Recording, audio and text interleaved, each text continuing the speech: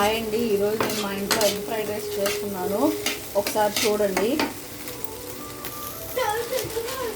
నేనైతే ఒక 3 ఎగ్స్ తీసుకుని కొద్దిగా ఆయిల్ వేసుకుని కడాయిలో ఇలా బీట్ చేసేసుకున్నాను అనమాట.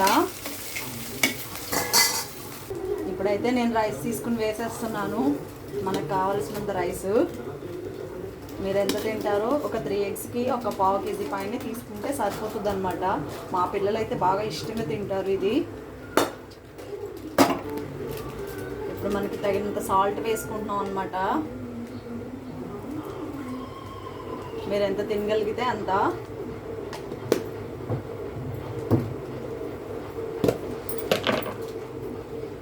కొద్దిగా కారం,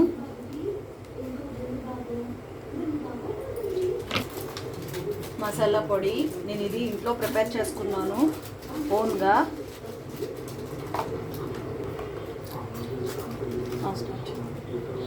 పిల్లలు కరివేపాకుని పక్కన పెట్టేస్తారు కదా, అందుకని నేను ఏం చేసుకున్నానంటే ఈ కరివేపాకుని బాగా ఎండపెట్టేసి డ్రైగా చేసేసి పొడిల్లే చేసేసుకున్నాను. ఇది తీయడానికి వీలు పడదనమాట.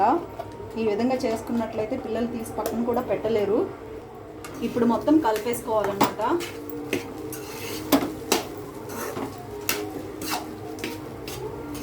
మాకు వచ్చలే అనుకుంటే ఎవరన్నా మా బాబండి మాటలు చెప్తున్నాడు, మాకు వచ్చలే అనుకుంటా. ఎవరి టాలెంట్ వాళ్ళది, ఎవరికి నచ్చినట్టు వాళ్ళు చేసుకోవడమే. నేనైతే ఈ స్టైల్లో చేస్తాను. మీకు నచ్చినట్లయితే లైక్ చేసి సబ్స్క్రైబ్ చేయండి. Thank you. మన ఫ్రైడ్ రైస్ అయితే రెడీ అయిపోయింది. చూసారా ఎంత బాగా వచ్చిందో. మనం రెస్టారెంట్లో కాకపోయినా స్ట్రీట్ ఫుడ్ ఉంటుంది కదా, అక్కడ ఎలాగైతే చేస్తారో సేమ్ టేస్ట్ అక్కడికన్నా బాగా వస్తుంది. ఇంట్లో చేసుకున్నది బాగా హెల్దీగా ఉంటుంది అనమాట. ఒకసారి try. Thank you for watching.